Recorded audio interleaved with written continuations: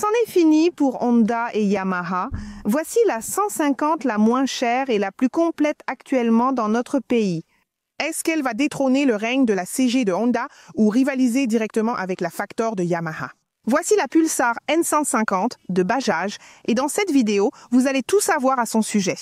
Caractéristiques techniques, couleurs, prix, performance en ville et sur route, consommation, coût de l'assurance. Et bien sûr, mon avis sincère avec les points positifs et négatifs.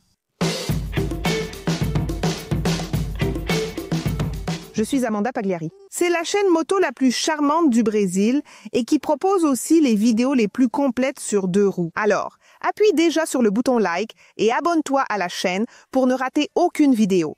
Il est important d'activer la cloche. La Pulsar 150 est arrivée pour concurrencer le segment le plus vendu du Brésil, le Street, actuellement dominé par la Honda CG, suivie de la Factor de Yamaha.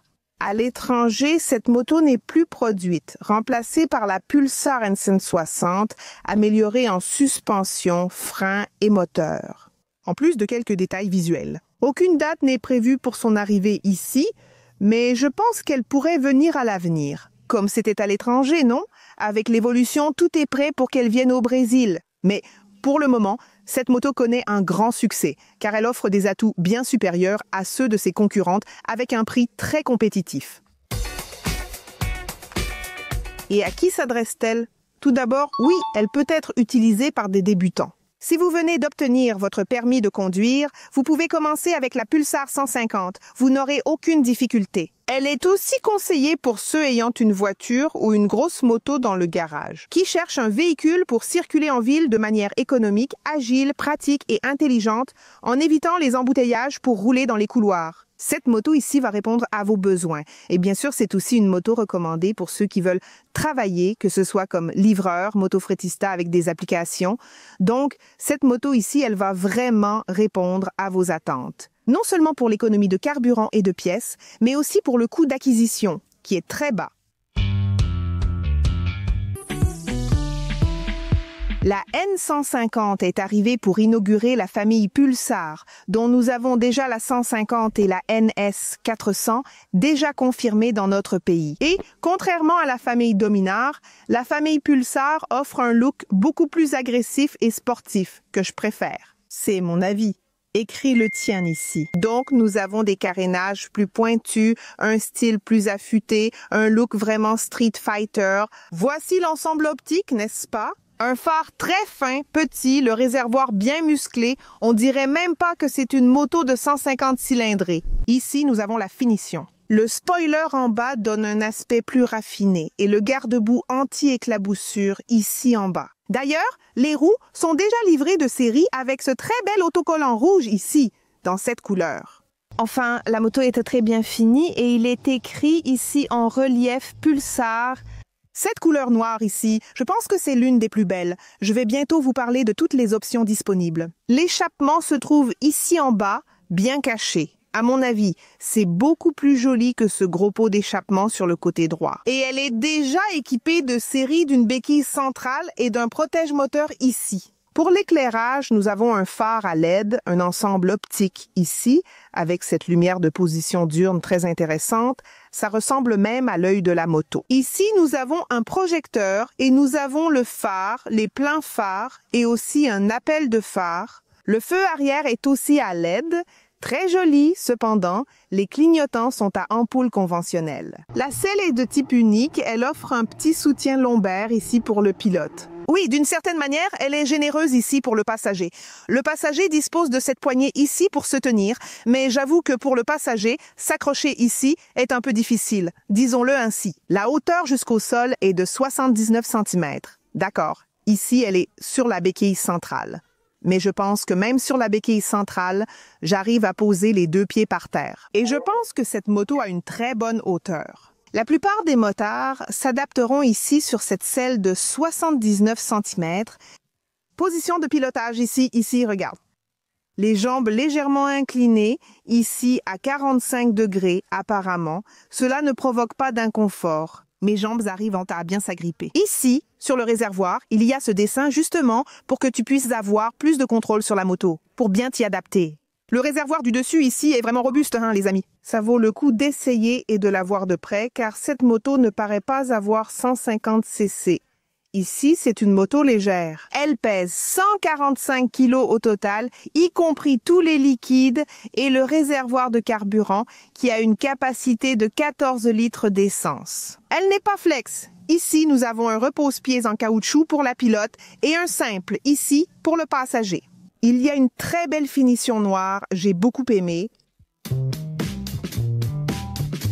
Le tableau de bord est entièrement numérique avec ce fond sombre ici et ses lettres blanches. Ici en haut, nous avons le compte-tours. Nous avons la jauge de carburant ici à gauche, l'indicateur de rapport engagé ici sur le côté, comme vous pouvez le voir. Ici, le compteur de vitesse, les informations de l'ordinateur de bord à droite et aussi en bas. Il affiche « moteur éteint », il indique que le moteur est arrêté. Maintenant, oui, je peux accéder aux informations ici en bas. Allons-y. Ici, il y a des informations sur la consommation instantanée de carburant. Au fur et à mesure que vous roulez, cela s'affiche pour vous. Et ici, sur le côté droit, « Distance to empty » signifie autonomie, c'est-à-dire combien vous pouvez rouler avec l'essence qu'il vous reste dans le réservoir en appuyant sur le bouton M. Ici, nous changeons les informations, donc nous avons la consommation moyenne du trajet A, la consommation moyenne du trajet B, et ici, nous pouvons accéder aux informations. Ici, vous pouvez désactiver ou activer le Bluetooth de la moto car elle est compatible avec l'application de badgeage, le Bajaj Ride Connect. Vous pouvez recevoir des informations comme des appels et alertes. En haut, l'odomètre total et celui du trajet sont affichés. Lorsque vous changez, il y a le trajet B, le trajet A, et vous pouvez les réinitialiser et faire ainsi les partiels, n'est-ce pas? Remettez simplement à 0 pour effectuer des mesures en ville ou sur route. Ici, à l'extérieur, il y a quelques rétroviseurs, n'est-ce pas?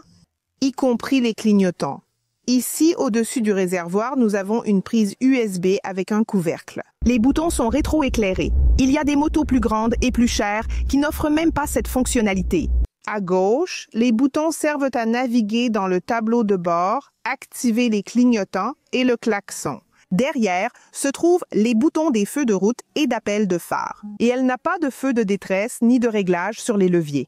Du côté droit, nous avons le bouton pour couper le courant du moteur. Et ici, le démarreur électrique. Si vous pensiez que, parce qu'elle avait une pédale auxiliaire, elle n'avait pas de démarreur électrique, vous vous êtes trompé. Le moteur est un monocylindre de 149,68 cm3 qui développe 14 chevaux de puissance maximale à 8500 tours et 1,38 kg force-mètre à 6000 tours. Il a une transmission finale par chaîne et 5 vitesses. Les deux roues sont en alliage léger, jantes 17 pouces et utilisent des pneus sans chambre à air. Pour les freins, nous avons un disque unique à l'avant avec un diamètre de 260 mm et à l'arrière, un tambour mécanique. La suspension avant est assurée par une fourche télescopique conventionnelle de 31 mm de diamètre. À l'arrière, un mono-amortisseur réglable en précharge est présent.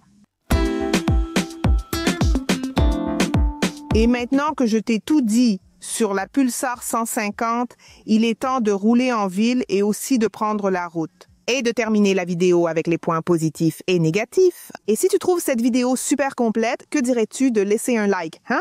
Et à la fin, si tu as aimé, abonne-toi à la chaîne. Oui, monte derrière moi.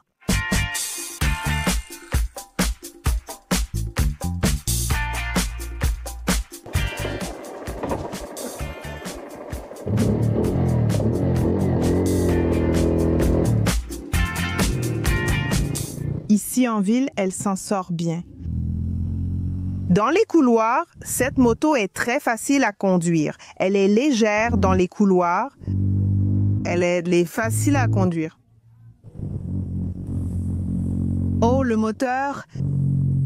C'est un moteur suffisant pour la ville. Pour une moto d'entrée de gamme, je pense qu'il est correct. Je vais bientôt l'essayer sur la route, mais en ville, qu'est-ce que j'ai remarqué? Comme ça? Au démarrage, il met un petit moment à passer la vitesse, mais une fois qu'il l'a fait, il commence à bien répondre.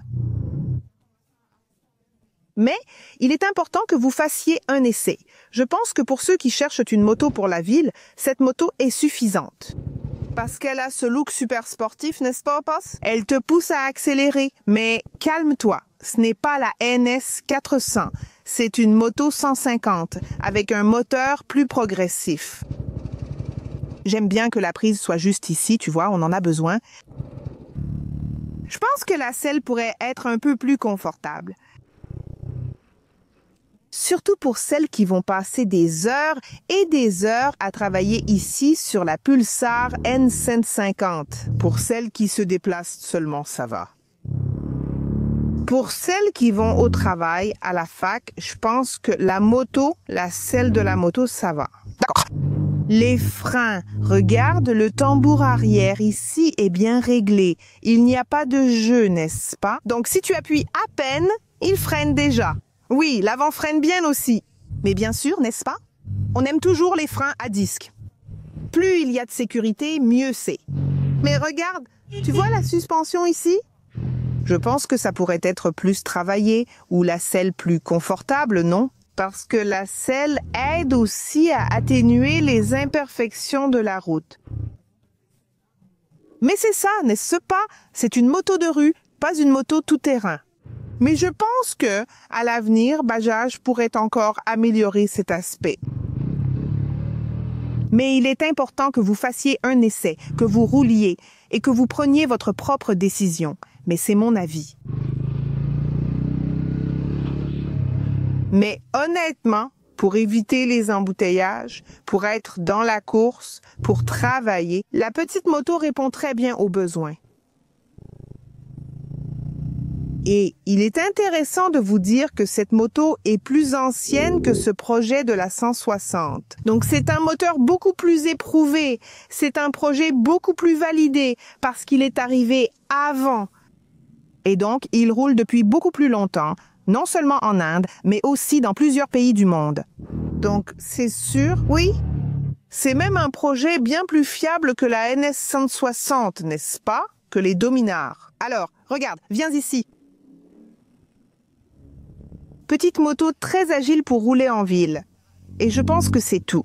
Quelqu'un qui cherche une moto comme celle-ci veut une moto légère, agile, facile à conduire et économique. Et elle répond vraiment à ses attentes.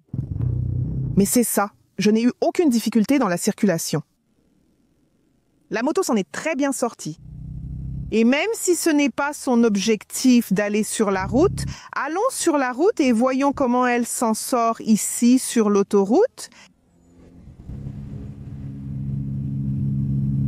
Ici sur la route, 5 vitesses et 112. Maintenant, c'est monté à 113, juste parce que j'ai allumé la caméra. Les amis? Descente, vent en faveur, 118. Tu viens d'atteindre 120? Le tableau de bord le montre, d'accord les amis, 120 km/h en descente. Mais ne vous attendez pas à trop de performance ici de la Pulsar 150.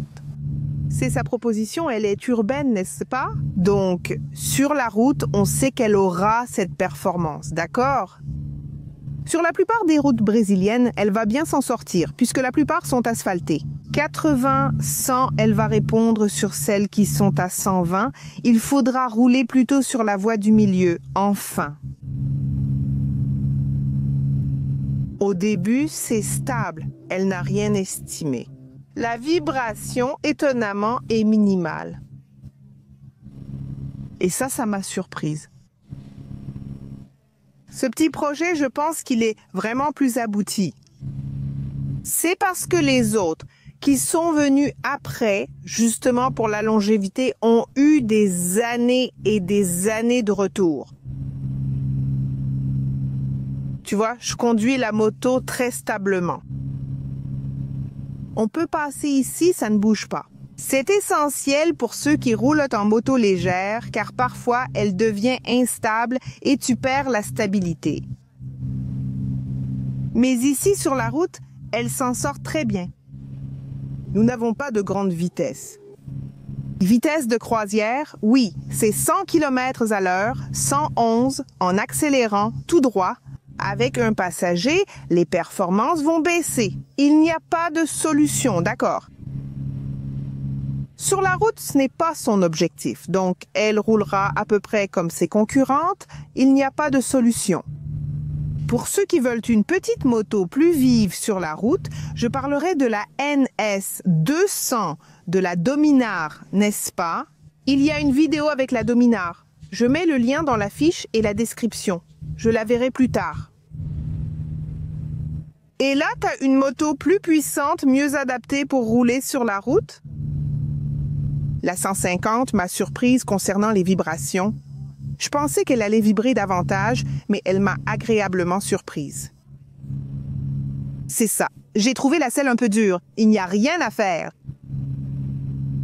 Je pense que celles qui vont rouler ici pendant plusieurs heures avec lui vont ressentir un peu de difficulté. Pour se déplacer, non, mais toute la journée, je pense qu'on va quand même le sentir un peu. D'accord, mais je vais détailler ça dans les points positifs et négatifs. Alors, allons-y. En ce qui concerne la consommation, on sait que plus on accélère, plus on consomme. Il n'y a pas de secret.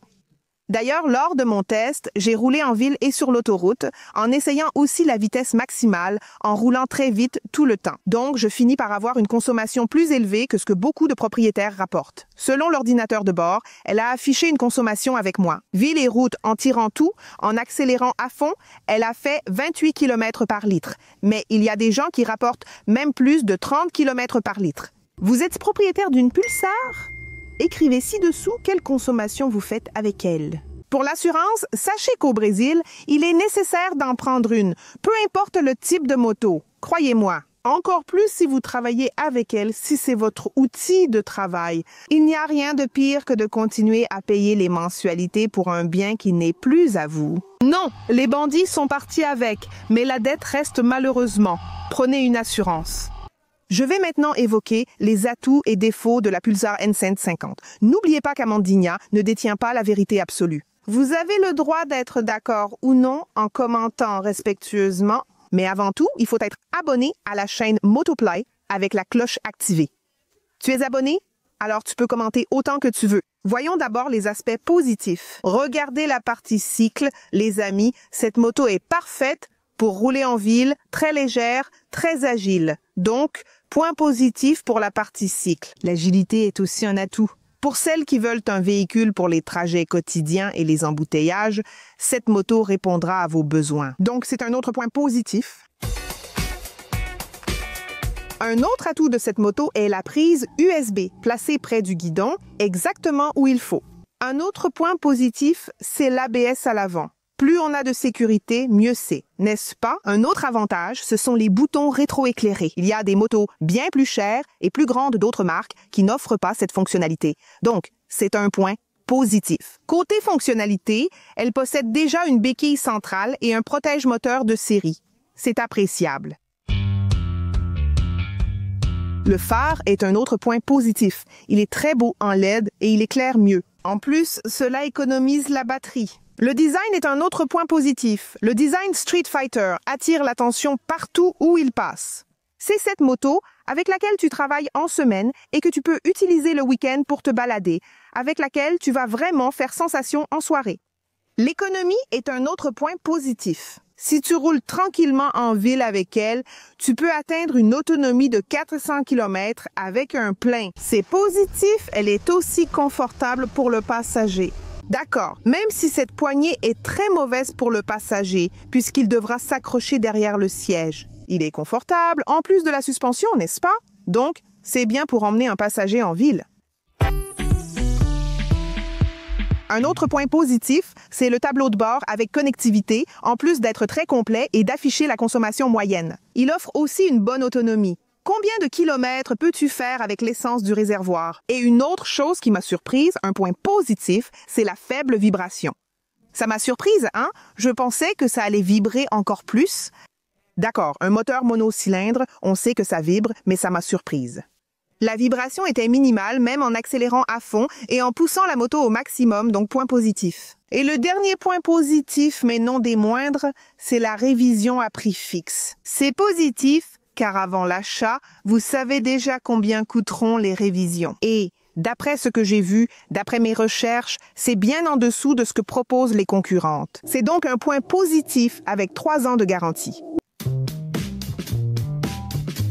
Maintenant, je vais parler des points négatifs de la Pulsar 150 en commençant par la selle qui, à mon avis, pourrait être un peu plus confortable. C'est si vous devez passer de longues heures dessus. Pourquoi est-ce que je dis ça? Cette moto est confortable de manière générale, d'accord? J'ai apprécié la position et la suspension. Aucun problème pour se déplacer en ville. J'ai roulé environ 60 km d'affilée avec elle, de São Paulo jusqu'ici, vers l'intérieur. Et je dois avouer que j'ai ressenti un petit peu d'inconfort. Si vous montez et descendez souvent de la moto, je pense que vous ne le remarquerez pas trop. Pour aller au travail, à la fac ou se déplacer en ville, je pense aussi que vous ne le sentirez pas. Toutefois, passer de nombreuses heures dessus peut être inconfortable. C'est pourquoi il est important d'aller chez le concessionnaire, passer chez Carrera Bajaj pour faire un essai et tirer vous-même vos propres conclusions. Certaines personnes sont plus sensibles que d'autres. C'était mon point négatif sur la selle. À l'avenir, il pourrait utiliser une mousse plus confortable. Un autre point négatif, sans aucun doute, c'est le tambour mécanique à l'arrière. Pour moi, le tambour mécanique devrait être aboli de la surface de la Terre. D'accord, cette version que j'ai testée ici est très bien réglée. Donc, à aucun moment la Pulsar ne m'a fait peur au niveau du freinage. Mais on sait bien que sous la pluie, n'est-ce pas, on finit toujours par perdre un peu. Le disque est toujours beaucoup plus sûr que le tambour. Donc, je pense qu'il a manqué quelque chose, n'est-ce pas, Madame Bajaj? Point négatif. Les principaux points négatifs ont déjà été abordés. Maintenant, je vais en citer quelques-uns qui, à mon avis, pourraient être améliorés à l'avenir. Le premier, c'est que la moto, l'ensemble optique, ne fonctionne que lorsque la moto est allumée. Alors, imaginez que vous êtes là, dans un garage, tout est sombre ou sur la route la nuit. Et vous devez démarrer la moto pour effectivement mettre le contact, n'est-ce pas? Pour que l'ensemble optique s'allume. Alors, on pourrait au moins allumer la lumière de position diurne, c'est mon avis. Il pourrait régler ça à l'avenir. Je pense que ce point n'est même pas à discuter, non? Mais parfois, il faut dire l'évidence. Son objectif n'est pas de prendre la route, c'est une moto urbaine pour la ville. Donc oui, elle sera faible sur la route. Surtout si vous transportez un passager et des bagages, vous allez finir par souffrir un peu sur la route. C'est pourquoi, si vous voulez une moto un peu plus adaptée pour rouler sur la route en toute sécurité et avec agilité, avec un moteur plus puissant, je vous conseille la Dominar 200, très performante en ville et suffisamment puissante pour la route. Une vidéo d'évaluation complète est disponible, le lien est en description et dans la fiche. Dernier point négatif, le service après-vente. D'après Bajaj du Brésil, la situation est en cours de régularisation. Les problèmes sont corrigés, les pièces en stock, le réseau formé et un partenariat avec le Senai est en place. Cependant, de temps en temps, une vidéo devient virale, montrant un propriétaire quelque part au Brésil en train de protester, de se plaindre. C'est même devenu à la mode, n'est-ce pas? Selon Bajaj, il s'agit de cas isolés, souvent dus à une mauvaise communication avec la concession. Bref, de manière générale, ils améliorent ce point du service après-vente, mais je ne peux pas ignorer ce fait qu'il y a beaucoup de gens qui se plaignent. C'est pourquoi, tenez-en compte. La marque affirme résoudre le problème, mais j'aimerais connaître votre avis. Vous, propriétaire de Bajaj, partagez votre expérience ici dans les commentaires.